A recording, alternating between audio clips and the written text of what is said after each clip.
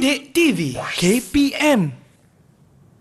Assalamualaikum, apa khabar semua? Selamat datang ke Sukses SPM 2022 bersama dengan saya, Lokman Hakim. Hari ini kita akan belajar tentang pendidikan syariah tingkatan 4 dan seronoknya kita akan bersama dengan seorang ustazah yang cukup luas pengalamannya. Nak tahu siapa? Macam biasalah, jom lihat profil ustazah kita hari ini.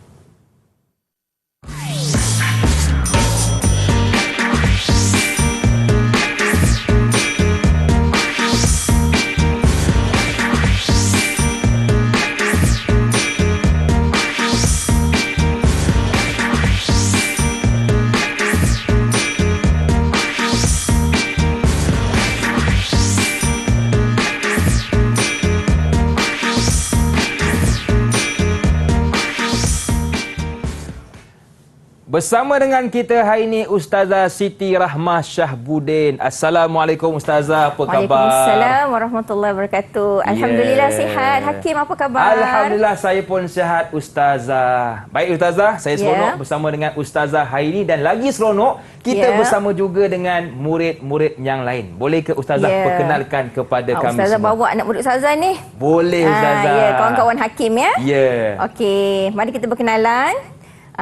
Bersama kita yang pertama anak murid Ustazah Nur Farihan Najwa. Lambai sikit Najwa. Okey. Yang kedua Hesa Sarah. Lambai sikit Hesa. Yang ketiga Tengku Imran Radi. Lambai sikit Radi. Dan yang keempat ialah Haziq bin Hairul Nizam. Lambai sikit Haziq. Segak dan molek murid-murid kita hari ini dan terima kasih juga kepada anda yang menonton dari rumah. Okey Ustazah, apakah topik dan standard pembelajaran kita hari ini? Okey, boleh Ustazah terus mulakan? Boleh Ustazah, silakan. Hakim ya. Okey, auzubillahi minasyaitonirrajim. Bismillahirrahmanirrahim. Alhamdulillahirabbil alamin. Assalatu wassalamu ala asyrafil anbiya'i wal mursalin wa ala alihi wa ashabihi ajma'in. Amma ba'du. Assalamualaikum warahmatullahi wabarakatuh. Waalaikumsalam. Alhamdulillah. Anak-anak murid semua sekali lagi bersama Ustazah Siti Rahmah binti Syahbudin atau nama singkatan Ustazah Usrah dalam slot Sukses SPM 2022 dalam mata pelajaran Pendidikan Syariah Islamiah kod 5228 di mana dalam slot ini kita akan membincangkan membincangkan format dan teknik-teknik menjawab bagi tajuk sejarah perkembangan perundangan Islam, salah satu tajuk bidang sejarah perundangan Islam. Tajuk pertama dalam tingkatan 4 pendidikan syariah Islamiah. Okey, jadi standard pembelajaran ada 6. Yang pertama sekali, menyatakan pengertian perundangan Islam. Yang kedua, menerangkan maqasid perundangan Islam. Yang ketiga, menjelaskan prinsip dan keistimewaan perundangan Islam. Yang keempat, menguraikan sejarah perkembangan dan sumber perundangan Islam pada zaman, ada 4 zaman. Zaman Nabi Muhammad SAW, zaman sahabat, tabi'in dan tadwin. Standard yang kelima, menilai kepentingan perundangan Islam dalam kehidupan dan standard yang terakhir, merumuskan sejarah perundangan Islam untuk diamalkan dalam pelbagai situasi. Seterusnya kita pergi objektif pembelajaran bagi slot Sukses SPM 2022 pada hari ini ada 3 objektif.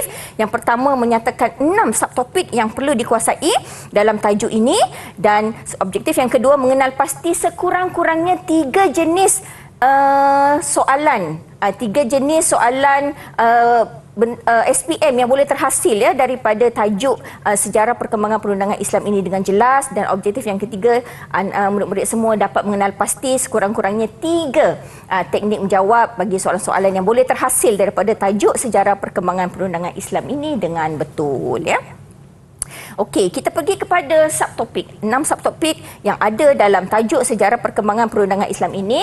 Yang pertama ialah pengertian. Pengertian, kita ada 2 pengertian dalam tajuk ini. Yang pertama sekali adalah pengertian perundangan Islam dan yang kedua pengertian maqasid perundangan Islam. Jadi anak-anak murid semua kena hafal lah Kemudian kita masuk kepada maqasid perundangan Islam, apa dia maqasid perundangan Islam. Kemudian subtopik yang seterusnya, prinsip dan keistimewaan perundangan Islam, apa bezanya dengan perundangan yang bukan Islam.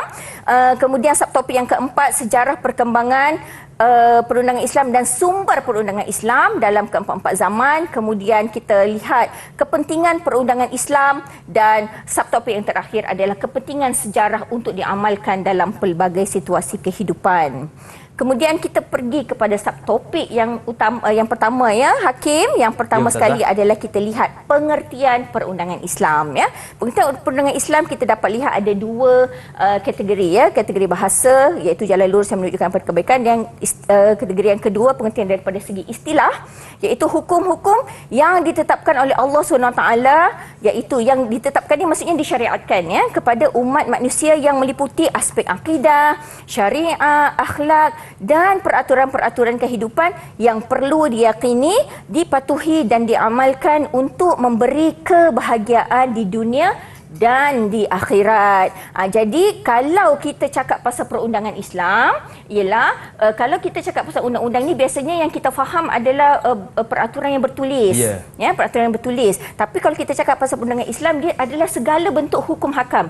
Ya, walaupun dia tidak ada bertulis dalam sesebuah negara, tapi segala hukum hakam yang ditetapkan oleh Allah. Dan kalau dalam bahasa Islam dia, dalam bahasa agama kita disyariatkan. Segala benda yang kita disyariatkan oleh Allah SWT kepada umat manusia, itulah dia perundangan Islam, dan meliputi segala aspek kehidupan. Dan daripada segi bahasa dan istilah ni, yang mana satu murid-murid kena tumpu. Sebenarnya kena tumpu dua-dua. Tapi kalau untuk sukses SPM, dia lebih mustahak untuk ditumpukan adalah dari segi istilah ya, kerana dia lebih panjang ya. Okey, pengertian yang kedua adalah maqasid. Ustaz dah cakap tadi kan, dia ada dua istilah yang perlu dikuasai dalam tajuk ini, pengertian perundangan Islam, dan yang kedua maqasid perundangan Islam. Dia dua ya. Dan maqasid perundangan Islam ni, maqasid perundangan Islam dia dalam bahasa Arab dia maqasid syariah nama dia. Ya, maqasid syariah. Maqasid syariah ni dia dari segi bahasa dia ada dua perkataan lah ya. Maqasid perkataan dia lain, syariah perkataan dia lain. Yang bahasa tu boleh baca sendiri, ustazah nak fokus pada yang istilah. Ya, jadi maqasid syariah ni daripada segi istilah, maksud dia secara keseluruhannya, implisitnya maksudnya tujuan akhir untuk mencapai keredaan Allah Subhanahu Wa Taala dengan melaksanakan syariatnya di atas muka bumi, dan ia menjadi pedoman hidup umat manusia. Jadi maqasid ni sebenarnya dia lebih kurang kalau Hakim dengar, kalau anak murid dengar, dia macam lebih kurang macam maksud, betul tak? Betul. Kan maksud dekat-dekat kan? Macam gitu-gitu kan. Dekat-dekat. Maqasid maksud. Jadi sebenarnya dia lebih memang dia lah tu. Dia lah tu, kawan lah tu, sepupu lah tu kan. Jadi tujuan akhir. Maksud di situ maksudnya tujuan akhir untuk mencapai apa tujuan dia? Mencapai keredaan Allah SWT dengan melaksanakan, macam mana kita nak capai redha Allah? Dengan melaksanakan syariat di atas muka bumi ini selagi kita masih hidup, dan ia menjadi pedoman. Dia macam mana kita nak menjalani hidup ini dengan menjalankan perundangan Islam tadi untuk mencapai maqasid syariah. Ya, itu maksud daripada segi istilah. Okey. Jadi kita pergi kepada jadi kita tengok pada subtopik pengertian tadi, kita tengoklah kalau soalan takrif pengertian maksud ni, dia jenis dia macam mana dekat dalam SPM ya. Jadi jenis item untuk subtopik pengertian, jenis dia adalah respons terhad. Maksud respon terhad ni, murid-murid semua yang dekat Google Meet dengan yang dekat rumah, respon terhad maksudnya jawapan dia mestilah berdasarkan buku teks. Ya, jawapan tu mesti ambil daripada buku teks, jangan ambil daripada buku lain, jangan ambil daripada Google. Ya. Nanti kalau tak sama, jangan salahkan ustazah kalau awak dapat tet. Ya. Okey, so konstruk kemahiran apa yang murid-murid perlu guna untuk jawab soalan takrif? Mengingat, kena hafal beb ya. Mengingat dan memahami, kena faham baru senang nak hafal ya. Jadi teknik untuk menjawab soalan subjektif untuk soalan takrif ni adalah jawab dalam bentuk perenggan. Ya. Jangan jawab dalam bentuk poin lah, dalam bentuk perenggan. Kemudian berikan maksud dari segi istilah. Ada dua tadi kan Hakim kan? Dia ada bahasa daripada istilah. Bahasa tu kalau dia tak tulis bahasa, jangan bagi maksud dari segi bahasa. Jangan bagi istilah terus. Ya, jadi jangan ustazah mana satu ustazah istilah. Ya, dari segi istilah. Dan mesti ada semua kata kunci. Tadi yang panjang tu kan. Semua kena bagi. Tak ada diskaun, okey? Tak ada diskaun. Dibuat dalam satu ayat saja. Tak boleh poin kata kunci 1.1, kata kunci 2 tak boleh. Dia mesti dalam semua full stop. Gitu ya tulisnya. Okey. So tips daripada ustazah, sebaiknya gunakan ayat buku teks. Confirm dapat markah. Kemudian buat latihan, padankan maksud dengan istilah untuk memudahkan murid-murid semua menghafal ya. Okey, jadi itu dia punya teknik lah ya. Jadi kita pergilah soalannya. Gitu kan. Ya, jadi untuk soalan takrif pengertian maksud ni seperti mana yang kita semua maklum, dekat syariat Islamiah ni dia ada 2 bahagian, ada 3 bahagian ya. Tapi dia ada 2 jenis, iaitu objektif berbagai bentuk dan subjektif ya. Jadi untuk objektif berbagai bentuk ni dia macam main-main tapi susah. Gitu kan. Okey, jadi untuk soalan isi tempat kosong ya, lengkapkan pernyataan berikut. Hukum-hukum yang ditetapkan oleh Allah SWT atau disyariatkan kepada umat manusia yang meliputi aspek akidah, syariah, akhlak dan peraturan-peraturan kehidupan yang perlu diyakini, dipatuhi dan diamalkan untuk memberi kebahagiaan di dunia dan di akhirat adalah maksud. Ceng. Siapa nak jawab? Anak murid ustazah kat Google Meet. Kalau tanya kat rumah kan mana pula? Okey, Radhi. Ya, silakan Radhi. Maksud dia ialah perundangan Islam. Perundangan Islam ke? Bukan maqasid ni, Radhi? Perundangan Islam, betul? Ya, saya pasti. Betul ke Ustazah? Tengok dia. Betul. Ya, betul. Tahniah Radhi. Ya, dapat 1 markah. Alhamdulillah. Ya, A+. Berharga 1 markah tu. Ya, okey. Kita pergi soalan yang kedua. Lengkapkan pernyataan berikut juga. Okey. Maksud maqasid syariah ialah, apa tadi kan saya cakap tadi kan, maksud-maksud tu kan. Untuk mencapai keredaan Allah SWT dengan melaksanakan syariatnya di atas muka bumi dan ia menjadi pedoman hidup umat manusia. Okey, apa? Siapa nak jawab? Okey, Najwa. Saya Ustazah. Okey, sila Najwa. Maksud maqasid syariah ialah tujuan akhir untuk mencapai keredaan Allah dan dengan melaksanakan syariatnya di atas muka bumi dan ia menjadi pedoman hidup umat manusia. Ya. Sangat bagus. Mumtaz Najwa. Tahniah, Yang Najwa. diingat tadi Ustazah cakap kan, tujuan akhir. Okey, kita pergi soalan berbentuk subjektif. Ini menggerunkan sikit ni. Betul. Ya, sebab markah dia pun 2. Jadi macam nak dapat markah 2 penuh ni tadi, semua kata kunci tu, semua kena masuk kat sini. Okey, kita nak tengok apakah pengertian perundangan Islam. Siapa nak jawab ni? Antara Haziq dengan Hesa.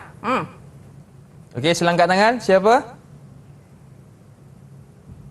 Tak nak angkat tangan pula. Mungkin Sarah ke ataupun Haziq, siapa yang nak bantu Ustazah untuk bagi jawapan? Ataupun ada sahabat yang lain boleh bantu? Yelah, bukan Haziq atau Hesa pun tak apa. Radhi ke, Najwa ke, siapa boleh bantu? Okey, Ya, tu Haziq, dia silakan. Haziq.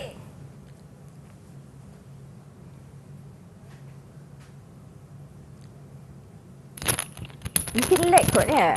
Mungkin ada masalah Perundangan sikit. boleh dengar? Boleh, Okey, silakan boleh. Haziq. Okey. Perundangan Islam ialah hukum-hukum yang ditetapkan oleh Allah disyariatkan kepada umat manusia yang meliputi aspek akidah, syariah, akhlak dan peraturan-peraturan kehidupan yang perlu diyakini, dipatuhi dan diamalkan untuk memberi kebahagiaan di dunia dan di akhirat. Ya. Mari kita tengok. Cukup Ustazah? Ya, cukup. Ya, Cukup sifat jawapan betul, dia. cukup Ya, sifat. okey. Jadi tengok Ustazah, contoh jawapan yang Ustazah bagi ni. Okey, pertama dia kena ada penyata jawapan yang warna Okey. merah ni. Kemudian tengok ni, semua kata kunci dia kena ada tadi. Warna biru ada 1 kata kunci, warna ungu ni kata kunci yang kedua, warna mustard ni kata kunci yang ketiga dan warna biru ni adalah warna royal blue ni adalah kata kunci yang keempat. Jadi kena lengkap baru dapat 2 markah. Okey, soalan seterusnya, apakah takrif maqasid syariah?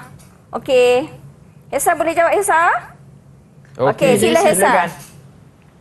Maqasid syariah ialah tujuan akhir untuk mencapai keredaan Allah dengan melaksanakan syariatnya di atas muka bumi dan ia menjadi pedoman hidup umat manusia. Okey, mari kita tengok. Ya, cukup sifat juga Ya, jawapan Hesa. tahniah. Tahniah 2 Hesa. markah ya. Okey, jadi maqasid perundangan Islam ni dia ada 5, Luqman. Memelihara agama, hifzuddin, memelihara diri, hifzun nafs, memelihara keturunan dan kehormatan, hifzun nasab, memelihara harta, hifzul mal, memelihara akal, hifzul akal. Jadi Ustazah dah bantu anak-anak murid di rumah membuat akronim ya, DNNMA. Din. Din. N nafs. N yang kedua nasab. M mal. Akal. Jadi untuk mudah sebab dia untuk dia punya trail tu, ini dia punya penerangannya. Perangan dia nanti pening baca sendiri. Okey. Jadi untuk senarai isi ni dia respons terhad, sebab tu Ustazah bantu dengan bagi akronim tadi supaya mudah nak hafal dan ingat jawapan. Sebab jawapan dia yang paling kritikal adalah untuk jawab bahagian A tadi. Sebab nampak di tempat kosong, dan sebenarnya nak bagi jawapan tu susah. Baik Ustazah. Kita nak rehat seketika, boleh ke Ustazah? Boleh. Kembali selepas ni pastinya dalam Sukses SPM 2022. Didik TV KPM. Didik TV KPM. Kembali bersua dalam Sukses SPM 2022. Masih lagi bersama dengan saya Lokman Hakim dan juga Ustazah Siti Rahmah Syahbudin. Kita belajar tentang pendidikan syariah Islamiah. Okey Ustazah, untuk segmen ini apakah yang akan kita fokuskan? Okey, saya sambung ya Hakim. Boleh Ustazah, silakan. Okey, kita sambung kita fokuskan kepada prinsip perundangan Islam. Kita dah tengok pengertian, kita dah tengok maqasid syariah ada 5 di NNMA, kita tengok prinsip perundangan Islam, ada 5 juga murid-murid semua prinsip perundangan Islam. Ustazah pun buatkan akronim untuk anak-anak murid semua ingat. Ustazah jadikan asuruh tanggung ansur. Apa benda tu Ustazah? Okey, mari kita tengok satu. Yang pertama al-adalah. A tu al-adalah iaitu keadilan, prinsip yang pertama. Prinsip yang kedua adamul haraj, iaitu tidak menyusahkan. Susah. Tidak menyusahkanlah. Jangan cakap susah pula. Tidak menyusahkan. Prinsip yang ketiga menyeluruh atau bahasa Arab dia asyumul.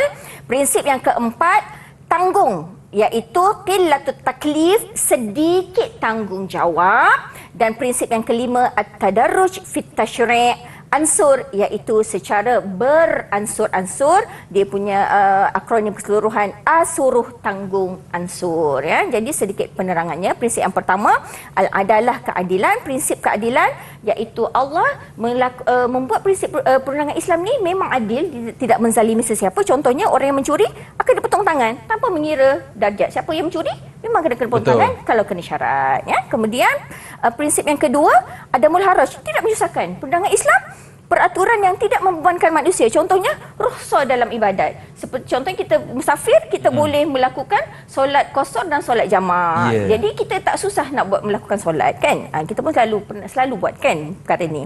Kemudian prinsip yang ketiga asyumul, iaitu menyeluruh, iaitu mencakupi seluruh aspek kehidupan manusia, merangkumi hubungan manusia dengan Allah, manusia dengan manusia, hubungan dengan alam sekitar. Kan? Sampai hubungan dengan binatang, hubungan dengan pokok pun Allah atur kita ni kan.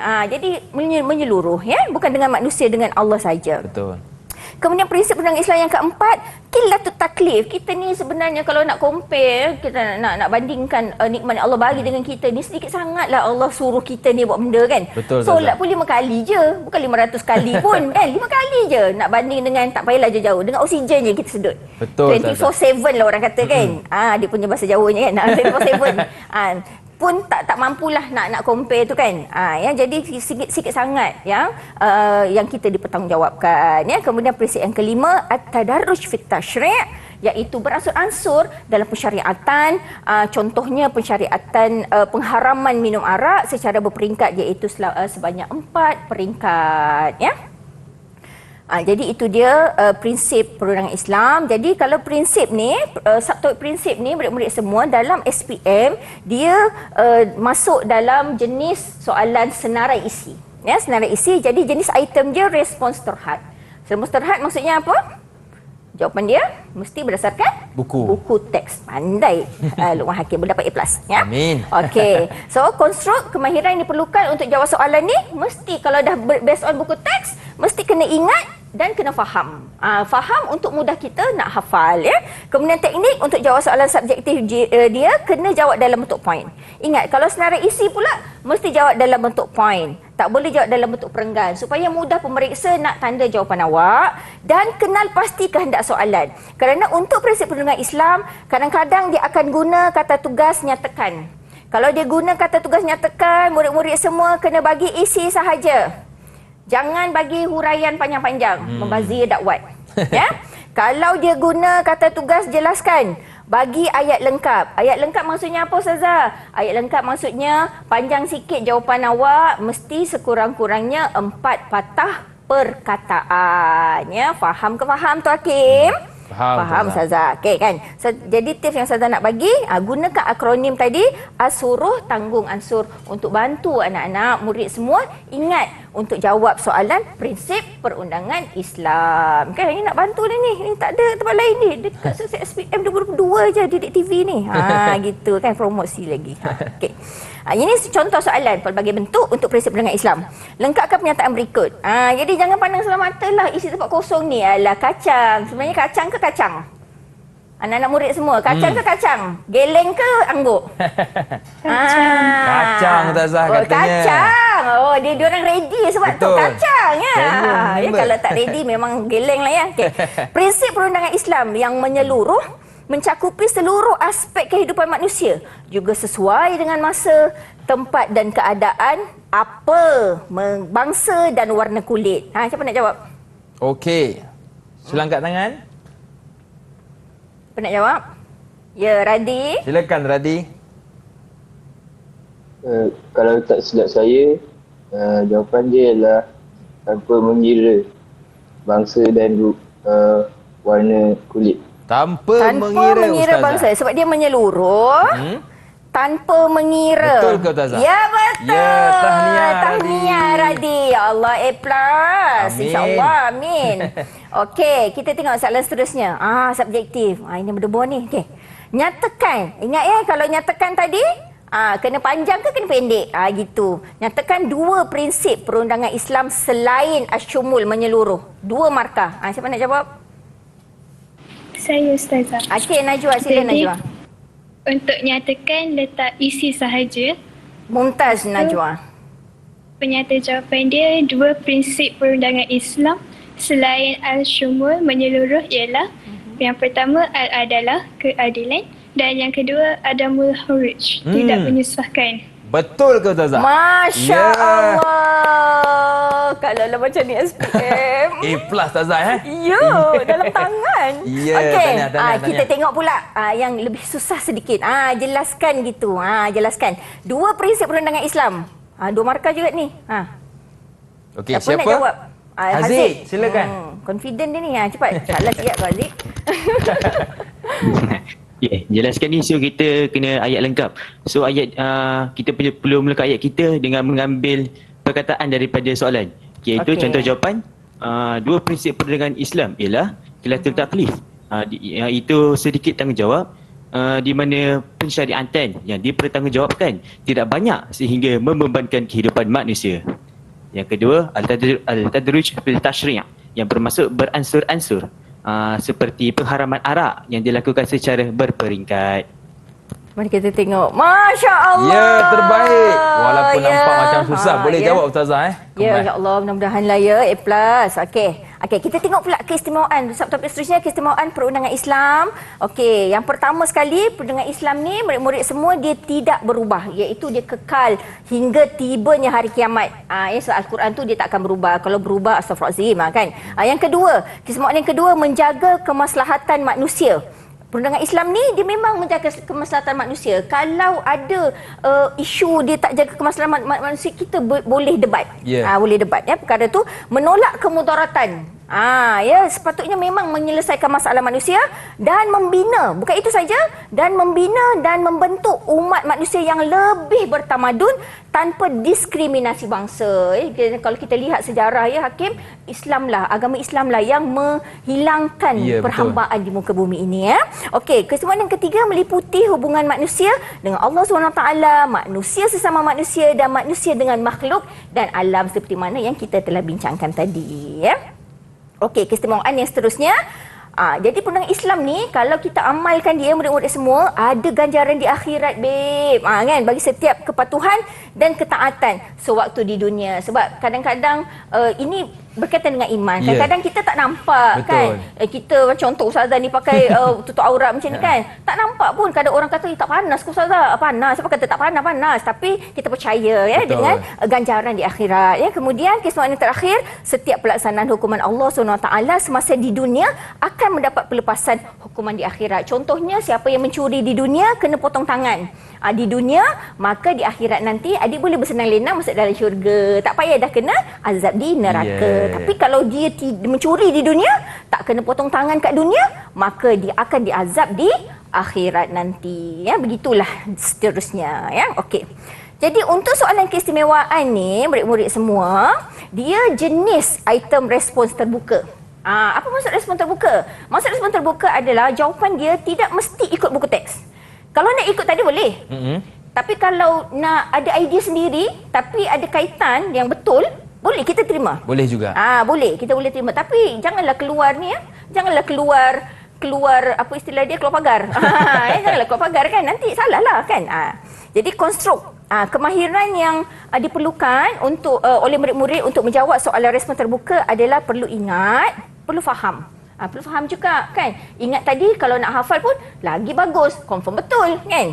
Mengaplikasi, kena faham, kena aplikasi teori pasal perundangan Islam tadi dalam kehidupan seharian dan menganalisis. Menganalisis tu kebaikan-kebaikan perundangan Islam dan diamalkan dalam kehidupan seharian ya. So, jadi teknik untuk menjawab soalan subjektif bagi soalan respon terbuka, contohnya keistimewaan.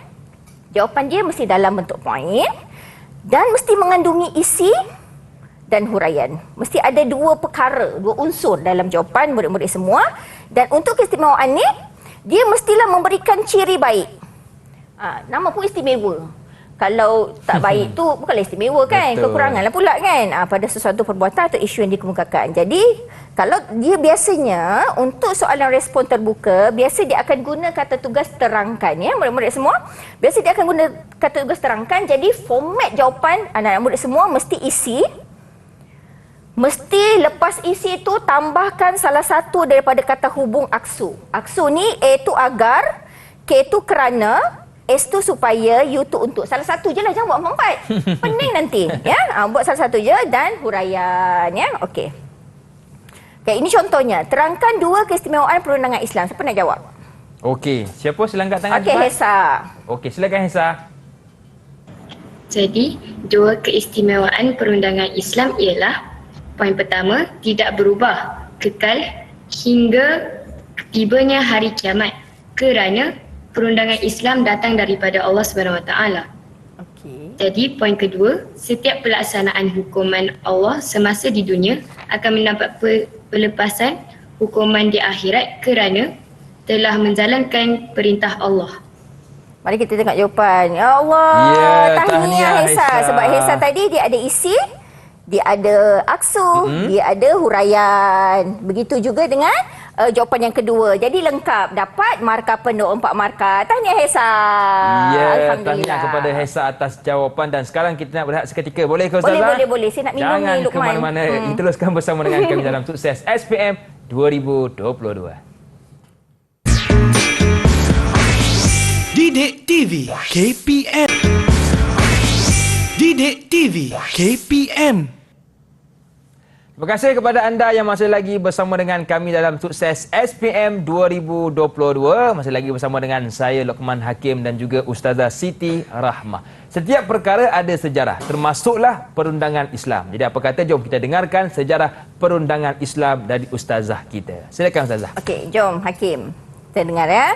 Sejarah perkembangan perundangan Islam, kita ada 4 zaman untuk dikuasai, bermula daripada zaman Rasulullah sallallahu alaihi wasallam, pergi kepada zaman sahabat, yang ketiga zaman tabi'in dan yang keempat zaman tabi'in. Jadi apa yang perlu dikuasai dalam setiap zaman ni adalah what happened, kan? Apa yang terjadi kepada perundangan Islam tu? Bagaimana dia berkembang daripada Al-Quran dan Nabi sahaja kepada berapa sumber dia? Macam tu ya. Okey. Kita Kita lihat, perundangan Islam pada zaman Rasulullah kita bagi pada dua zaman. Yang pertama zaman Mekah. Pada zaman Mekah ni berlangsung selama 13 tahun. Rasulullah SAW, apa yang difokuskan dalam 13 tahun ni? Pembentukan akidah, iaitu kepercayaan iman dan memelihara akal pemikiran daripada kepercayaan jahiliah. Nak hilangkan semua kepercayaan jahiliah tu. Contohnya larangan membunuh anak perempuan, berzina dan minum arak. Kemudian setelah berhijrah ke Madinah, berlangsung selama 10 tahun di zaman Madinah, melambangkan kesatuan dan peluasan penyebaran dakwah Rasulullah SAW di kota Madinah, dan disyariatkan di Madinah inilah baru disyariatkan kewajipan ibadah seperti puasa, zakat dan haji, hudud, qisas dan membayar diat kerana akidah mereka dah kukuh, dah kuat. Okey, kemudian pada zaman sahabat dah mulai berkembang perundangan Islam itu. Apa yang terjadi? Berlakunya pengumpulan ayat Al-Quran dalam bentuk mushaf. Sebelum ini pada zaman Rasulullah ayat Al-Quran ditulis di kulit-kulit kayu, di batu-batu, dan dia tak jadi buku. Itu berpisah-pisah. Pada zaman sahabat dikumpulkan, dan pada zaman Saidina Uthman dijadikan buku, mushaf nama dia, bukan buku bukan kitab, mushaf nama dia. Kemudian berlaku ijma' ulama pada masalah baru. Ijma' ulama ni maksudnya adalah persetujuan para sahabat tentang satu masalah itu. Contohnya masalah solat tarawih secara berjamaah sebanyak 20 rakaat di masjid. Kemudian perkembangan seterusnya, wujud beberapa hukum baru hasil ijtihad para sahabat yang masalah ini tidak berlaku pada zaman Rasulullah SAW. Yalah, kena fikirlah kan. Bukannya semua masalah berlaku pada zaman Nabi kan. Pada zaman sahabat. Jadi adalah wujud beberapa ijtihad. Kemudian perkembangan yang terakhir, lahir fuqaha dalam kalangan sahabat khusus dalam bidang perundangan. Ini adalah perkembangan yang berlaku dalam zaman sahabat. Kemudian pada zaman tabi'in ada 3 perkembangan yang berlaku. Yang pertama, perbincangan masalah fiqh secara meluas. Meluas ni maksudnya di seluruh dunia. Bukan setakat di tanah Arab saja, sampai ke negara China, sampai ke negara Eropah, semua benua. Sebab apa? Islam dah tersebar ke seluruh alam, ke seluruh dunia, menyebabkan berlakunya khilaf. Orang di Asia berpandangan lain, mazhab Syafi'i lain, mazhab Hanafi lain, mazhab Maliki lain, berdasarkan dalil-dalil mereka pegang lain, hadis yang digunakan lain-lain dan sebagainya. Dan perkembangan yang kedua, berlakunya perkembangan dalam periwayatan hadis. Ada hadis yang mereka mula nak meletak status kepada hadis sebab ada golongan munafik menambah hadis Rasulullah SAW. Jadi perlunya lahirnya ramai juga ulama hadis untuk menentukan status-status hadis ni, murid-murid semua, untuk nak menolak hadis-hadis yang direka-reka oleh golongan munafik. Kemudian lahirnya 2 aliran madrasah. Madrasah ni maksudnya aliran yang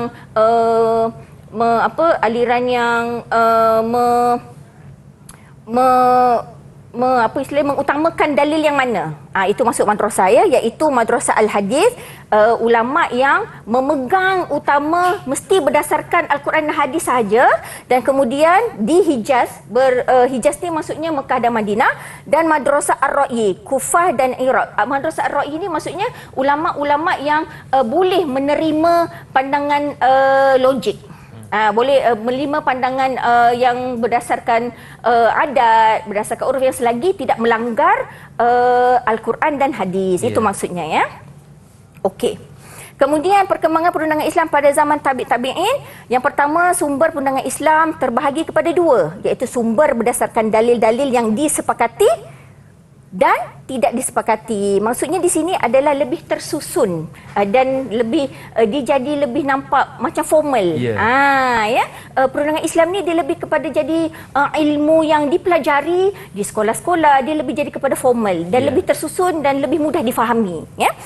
Sumber yang disepakati dijadikan hujah atau dalil bagi hukum hakam syarak. Dan sumber yang tidak disepakati pula, kebanyakan fuqaha menjadikannya sebagai hujah dalam perbahasan hukum syarak. Ada yang menerima, ada yang menolak. Jadi maksudnya yang sumber yang disepakati tadi ada 4 sumber, semuanya ulama menerima. Tapi yang sumber tidak disepakati ni, ada ulama tak ada terima, ada ulama yang tak menerima sumber-sumber tadi. Itu ada perkembangan yang berlaku dalam keempat zaman ini. Okey. Untuk soalan sejarah perkembangan, jenis item dia mestilah respons terhad. Sejarah tidak boleh diubah. Konstruk dia mestilah mengingat dan memahami. Jadi teknik untuk menjawab soalan sejarah mesti jawab dalam bentuk poin. supaya awak pun senang nak bagi idea Ya, apa. betul. Pemeriksa baca jawapan awak pun senang nak faham awak cakap apa. Ya, bukan cakap, tulis. Ya. Dan kenal pasti. Sebelum nak bagi jawapan tu, murid-murid semua, awak sendiri kenal pasti zaman yang dikehendaki oleh soalan, baru bagi jawapan.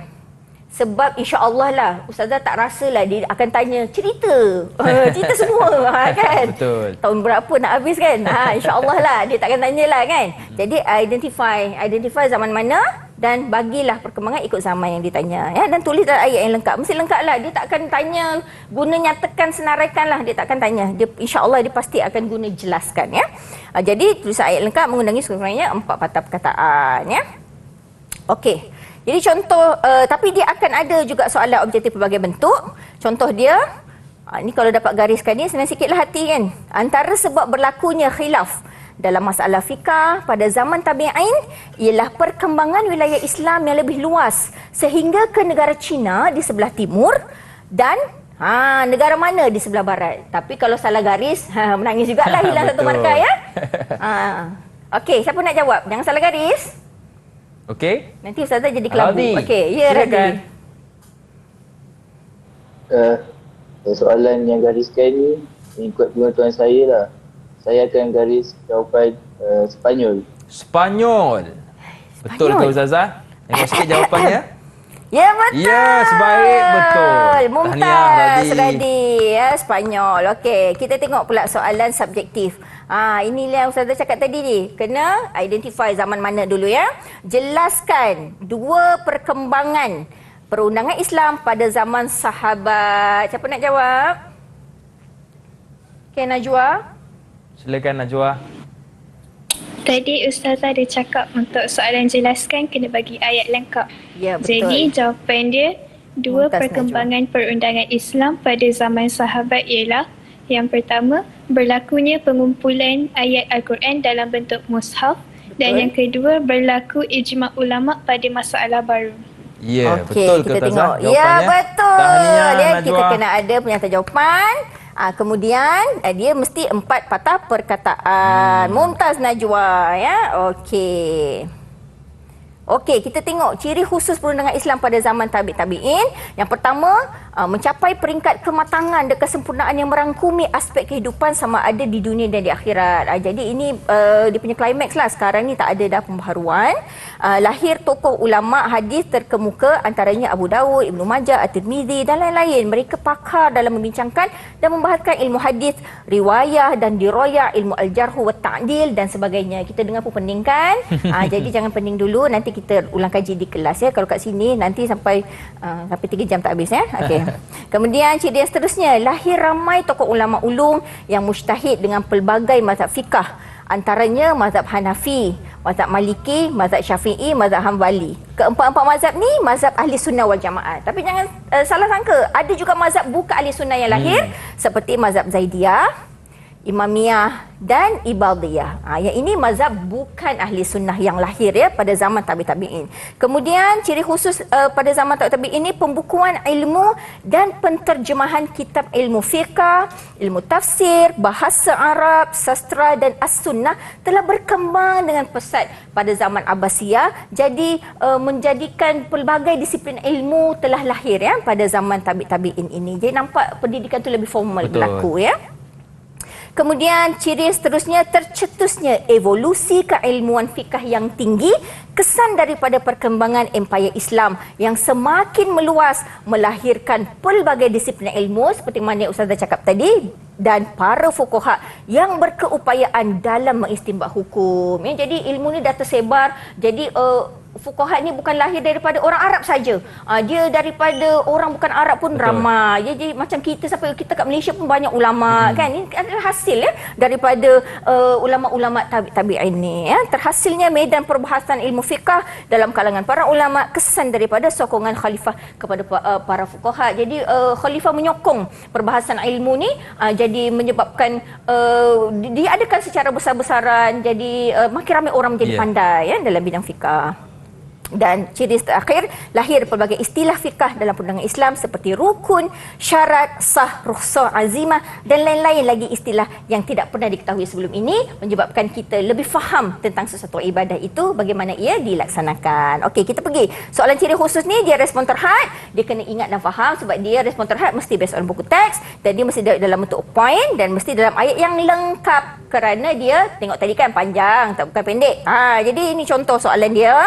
Lengkapkan pernyataan berikut. Terdapat lebih kurang berapa mazhab ahli sunnah yang lahir pada zaman tabi'in, tetapi sehingga kini hanya berbaki 4 saja yang masyhur. Jadi tadi yang 4 yang saya sebut tu yang masyhur.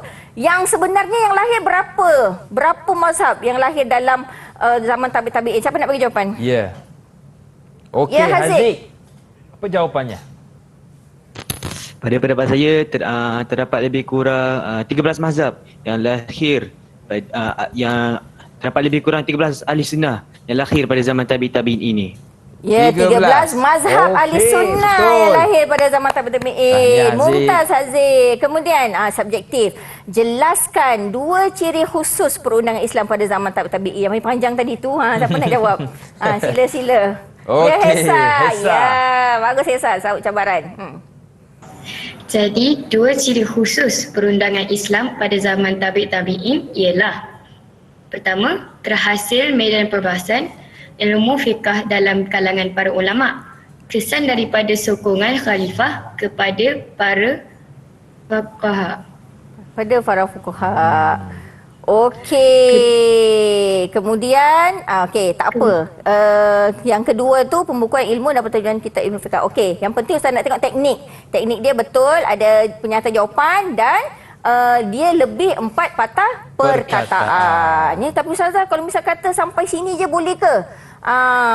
Terhasil medan perbahasan ilmu fiqh dalam kalangan para fuqaha.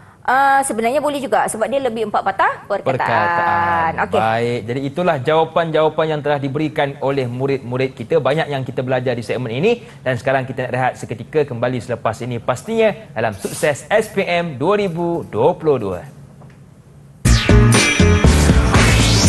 Didik TV KPM. Didik TV KPM.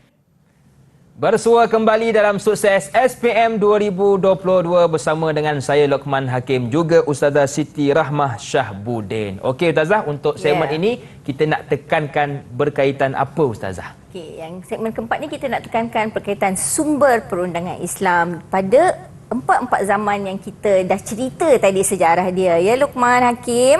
Okey, jadi kita ada 4 zaman seperti mana yang kita dah bincang tadi. Ada zaman Rasulullah SAW, zaman sahabat, zaman tabi'in dan zaman tabi'in. Jadi sumber dia ni ada yang sama, ada yang tak sama. Jadi please pay attention carefully. Yang pertama, pada zaman Rasulullah SAW sumber dia ada 2 sahaja. Yang pertama sekali Al-Quran dan yang kedua Al-Hadis, iaitu segala perkataan, perbuatan dan pengakuan Rasulullah SAW. Zaman penyebaran pada zaman Rasulullah ada 2, seperti mana saya terangkan tadi. Ada namanya zaman Mekah, ada namanya zaman Madinah. Kemudian dia sebenarnya kalau ada masalah fikah yang berlaku tu tak ada masalah sangat sebab tanya direct je. Kaunter pertanyaannya memang ada. Ya, zaman Rasulullah. Ada apa-apa tanya Nabi kan. Dia Terus dapat tanya, jawapan direct daripada Allah SWT. Ya, tak ada masalah. Okey. Pada zaman sahabat, dia dah berkembang kepada 4 sumber. Yang pertama Al-Quran, yang kedua Al-Hadis, yang ketiga Ijma'. Ijma' ni maksudnya adalah kesemua sahabat bersetuju tentang hukum kepada sesuatu perkara. Contohnya tu solat tarawih sebanyak 20. Pada zaman Nabi ni Nabi buat 8 rakaat je di masjid. Jadi pada zaman sahabat ni kata Saidina Umar, 8 rakaat ni sebab Nabi SAW ni buat solat tarawih rakaat pertama je surah Al-Baqarah. Oh, letih. Surah Al-Baqarah kan. Panjang. Jadi ya Allah kan. Jadi macam kata Sayyidina Umar dia tak boleh ni kan. Jadi kita buatlah panjang kan 20 rakaat. Jadi tak ada seorang pun sahabat bantah. Itulah ijma' nama dia ya. Okey, yang keempat qiyas. Qiyas ni apa? Qiyas ni sebenarnya macam bahasa Melayu lah, perumpamaan ya. Jadi contoh macam kita kiaskan hukum dadah dengan hukum arak. Kan arak dah ada hukumnya. Jadi kita kiaskan hukum dadah, yang dadah tak ada dalam Al-Quran, kan, tak ada dalam hadis. Jadi kita kiaskan dengan hukum arak yang ada dalam Al-Quran. Macam tu ya, itu maksud kias. Okey, jadi sumber perundangan Islam pada zaman tabi'in pun sama juga. Sama pada zaman sahabat, tak ada perbezaan ya. Jadi senang je nak hafalkan, 4 je ya. Okey. Kemudian sumber perundangan Islam pada zaman tabi'in, ini kena banyak sikit nak hafal. Tapi yang alhamdulillahnya yang disepakati ni sama je dengan yang Tak sahabat berubah, dengan tabi'in tadi. Yeah. Jadi kira sekali dah lah tu. Ya, sekali dah lah tu. Yang tidak disepakati inilah yang macam trail sikit lah ya. Dia ada masalihul mursalah, dia ada al-istishab, dia ada sadud dara'i', dia ada amal ahli Madinah, ada al-istihsan, syar'un man qablana, qaulus sahabi dan al-uruf wal 'ada. Ya, tapi Ustazah mohon maaf tak dapat menerangkan secara terperinci sebab kita sukses SPM. Kalau dalam slot menengah atas kita boleh terangkan secara terperinci ya. Tapi untuk kali ni kena hafalah ni ada 6 sumber yang tidak disepakati. Maksud tidak disepakati adalah contoh Imam Hanafi terima al-istihsan sebagai sumber sebagai dalil dalam menetapkan hukum. Tapi Imam Syafi'i tak guna. Itu maksud tidak disepakati. Faham ya maksudnya? Okey. Untuk sumber perundangan Islam ni, murid-murid semua, subtopik sumber perundangan Islam, dia termasuk dalam jenis soalan senarai isi. Ya, jadi kalau senarai isi, dia memang jenis item respons terhad. Ya, jadi kalau jenis item respons terhad, maksudnya apa, Luqman? Kena ikut buku, Ustazah. Pandai Luqman ya. Jadi dia punya konstruk ialah mengingat dan memahami. Ustazah memang kalau ni tak hafal juga tak tahulah. Ya, okey. So, teknik dia mesti jawab dalam bentuk poin, jangan perenggan dan kenal pasti dulu zaman yang ditanya. Sebab kita ingat ya tadi murid-murid semua sumber tadi dia ada 4 zaman. Walaupun tadi ada 3 zaman, zaman Rasulullah lain. Ya, jangan pula nanti main letak je kan. Ya. Jadi kena pasti zaman. Dan insya-Allah lah kutub sumber ni dia akan tanya guna kata tugas nyatakan je sebab tak perlulah nak jelaskan panjang-panjang kan. Dia simple je ya. Isi saja. Okey.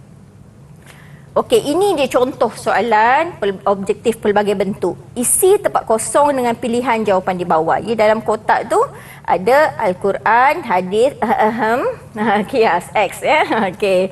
Rajah di atas menunjukkan sumber perundangan Islam pada zaman tabi'in. X dalam rajah di atas ialah ya Allah Tuhanku senangnya. Apa jawapannya? Siapa tahu sila angkat tangan? Okey, Radhi. Okey.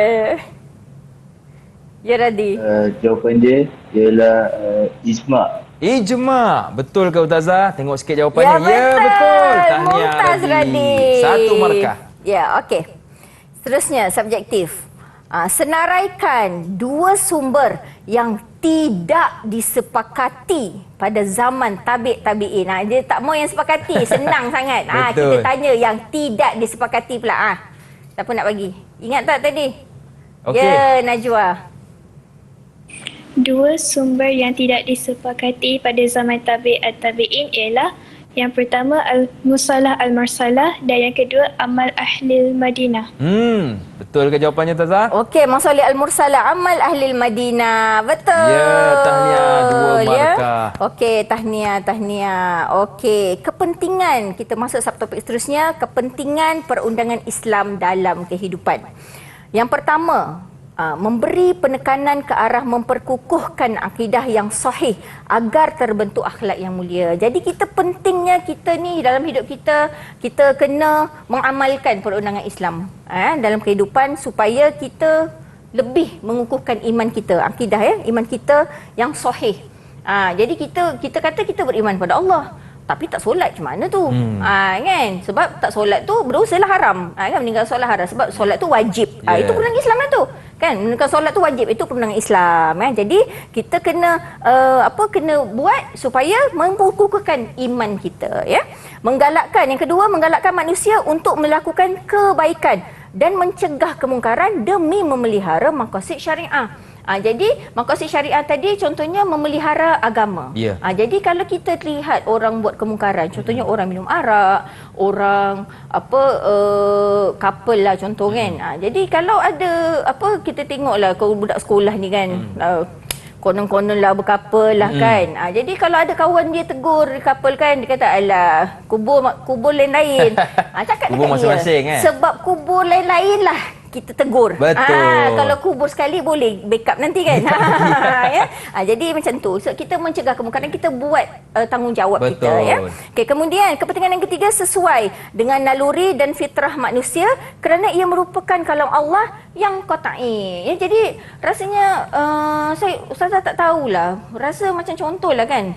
Tak pernah lagi lah kita jumpa macam contoh Islam suruh kita buat baik kan. Islam suruh kita memaafkan. Ustazah tak rasa macam Ustazah sendirilah personal kan tak pernah lagi lah jumpa syariat Islam tu yang macam kejamnya. Hakim betul? pernah ke rasa? Tak pernah Ustazah. Sama tak juga pernah kita. lagi lah kan. Yeah. Kalau ada tu nantilah kita kaji bersama ya. Ya alhamdulillah lah kan sesuai dengan naluri fitrah manusia. Betul. Kan. Okey, kepentingan yang keempat menjamin kesejahteraan kehidupan yang lebih baik dan sistematik di samping dijadikan pedoman dan ikutan yang sempurna. Jadi kalau kita tengok kat Malaysia ni kan pemimpin kita orang Islam, kita tak pernah tengok bangsa yang tak Islam tu dizalimi. Ya, di mana-mana negara kalau kita tengok yang negara yang pemimpin dia Islam, kita tak pernah dengar lagi ya orang yang bukan Islam tu dianiaya. Betul. Ya, sebab apa? Kita Islam tu memang dia akan ajar benda yang baik saja ya. Kemudian kepentingan kelima mewujudkan keadilan sejagat yang melindungi hak-hak asasi kemanusiaan dalam kehidupan ya. Jadi pentingnya kita melaksanakan perundangan Islam ni kerana kita macam kita cakap tadi perundangan Islam ni dia bukan jaga hubungan kita dengan Allah saja, bukan Betul. jaga hubungan dengan manusia saja, dengan alam pun Allah suruh kita jaga. Tak boleh tebang pokok sembarangan. Tengok kalau ada tebang pokok sembarangan ada banjir lah, Betul. tanah runtuh lah kan. Semua orang pun tak selamat dah jadinya ya. Jadi kena jaga semua sekali ya. Okey. Kepentingan sejarah pula. Tadi kepentingan perundangan Islam. Ini kepentingan sejarah untuk diamalkan dalam pelbagai situasi. Sebab budak sekarang ni kan Hakim, malaslah sejarah ni, bosanlah. Jangan, kena tahu. Sebab sejarah ni sebenarnya banyak benda kita boleh ambil pengajaran kan. Tu senyum dah Radi kan. Yang pertama, menjaga kemurnian dan kelangsungan Islam sebagai satu cara hidup apabila perundangan Islam diamalkan. Kita kena tahu bagaimana kita dapat melaksanakan ajaran Islam pada hari ini. Kerana ini atas jasa ulama-ulama, fuqaha-fuqaha pada zaman sahabat, Betul. pada zaman tabi'in, pada zaman tabi'in. Mereka berusaha, berijtihad, bermujahadah, bermujtahid, menjadi mujtahid kan, untuk mengkaji Al-Quran, mengkaji hadis, menetapkan status hadis-hadis tu supaya kita faham mana satu sahih, mana satu hasan. Nak tunggu kita ni Allah tak tahulah ya bilanya kan. Ya. Jadi kita berterima kasih sebenarnya ya, kerana mereka ini yang membantu kita sebenarnya untuk memahami Islam itu dengan lebih baik ya, menjaga kemaslahatan umum dalam memelihara hak Allah SWT dan hak hamba-hamba tu kita lah manusia ya, memberi pendidikan, pembaharuan dan perlindungan kepada masyarakat daripada bahaya serta mencegah sesuatu perkara sebelum ia berlaku dengan mengaplikasikan sistem perundangan Islam yang sesuai dengan fitrah manusia. Okey, habis dah Ustazah Bebel, kita pergi teknik pula ya. Okey, ya, soalan kepentingan ni dia memang respon terbuka. Jika respon terbuka macam saya cakap tadi, dia boleh ambil juga daripada buku teks, tapi dia boleh juga difikirkan sendiri oleh anak-anak murid semua. Jadi konstruk yang diperlukan untuk menjawab soalan kepentingan, mengingat, memahami, mengaplikasi dan menganalisis. Jadi teknik dia bersejak dalam bentuk point, mengandungi isi dan huraian. Jadi kepentingan ni apa benda nak bagi kesan baik. Kalau misal kata tak nak hafal lah Ustazah, banyak benda nak hafal. Jadi respon terham banyak sangat kan. Jadi yang ini tak nak hafal lah, penuh sangat dah. Okey, jadi kalau kepentingan bagi kesan baik ya. Ataupun mengemukakan apa yang tersirat yang merupakan pengajaran. Jadi biasanya dia akan gunakan kata tugas terangkan. Jadi letak isi, aksu, salah satu aksu dan huraian. Okey, kita pergi soalan ya. Terangkan dua kepentingan perundangan Islam dalam kehidupan. Okey, siapa nak jawab sila angkat tangan. Ya, Haziq. Silakan Haziq. Dua kepentingan perundangan Islam dalam kehidupan ialah yang pertama, memberikan penekanan ke arah memperkukuhkan akidah yang sahih agar terbentuk akhlak yang mulia. Poin yang kedua, menggalakkan manusia untuk melakukan kebaikan. dan mencegah kemungkaran untuk memelihara maqasid syariah. Okey, mari kita tengok. Okey, ada penyata jawapan, ada isi, okey, ada aksu, ada huraian. 2 markah, betul? Yang jawapan kedua mengatakan manusia, okey, ada isi, ada aksu, ada huraian. Okey, tahniah Haziq. 4 markah. Cukup. Tahniah Haziq. Ya. Okey, kita tengok soalan seterusnya. Terangkan 2 kepentingan sejarah untuk diamalkan dalam pelbagai situasi. Siapa nak jawab? Okey, seterusnya. Okey, Hesa, silakan. Jadi, 2 kepentingan sejarah untuk diamalkan dalam pelbagai situasi ialah: pertama, menjaga kemurnian dan kelangsungan Islam sebagai satu cara hidup kerana perundangan Islam diamalkan. Kedua, menjaga kemaslahatan umum dalam memelihara hak Allah dan hak hamba agar dapat hidup aman dan damai. Ya, betul ke dalam jawapannya? Alhamdulillah. Dia ambil daripada buku teks. Tapi macam saya cakap tadi boleh, ya. Dia boleh ambil daripada buku teks. Jadi mesti juga kita bagi sebab 4 markah tu 2 markah poin 1, 2 markah poin 2. Jadi 2 markah ni 1 markah untuk isi, 1 markah untuk huraian. Sama juga 2 markah ni 1 markah untuk isi, 1 markah untuk huraian. Okey, tahniah Hesa, 4 markah. Tahniah. Ya. Okey, jadi rumusan untuk sukses kita hari ini ialah kita harapkan dengan sukses hari ini murid-murid semua yang ada di Google Meet dan di rumah dapat menyatakan 6 subtopik yang perlu dikuasai dalam tajuk sejarah perkembangan perundangan Islam dengan betul. Murid-murid semua dapat mengenal pasti, ya, jenis sekurang-kurangnya 3 jenis dan bentuk soalan yang boleh terhasil daripada tajuk sejarah perkembangan perundangan Islam, dan dapat mengenal pasti sekurang-kurangnya 3 teknik menjawab, ya. Rasa banyak dah ni kan, bukan 3 je boleh, ya. Betul, Ustazah. Teknik menjawab bagi soalan-soalan yang boleh terhasil daripada tajuk pada hari ini. Alhamdulillah. Baik, settle. terima kasih kepada Ustazah Siti Rahmah Syabudin, terima kasih kepada Najwa Sarah Haziq Tengku dan juga anda yang menonton dari rumah. Saya doakan anda berjaya dengan cemerlang. Akhir kata, senyum nampak gigi, ada rezeki. Jumpa lagi. Assalamualaikum warahmatullahi wabarakatuh. Bye-bye.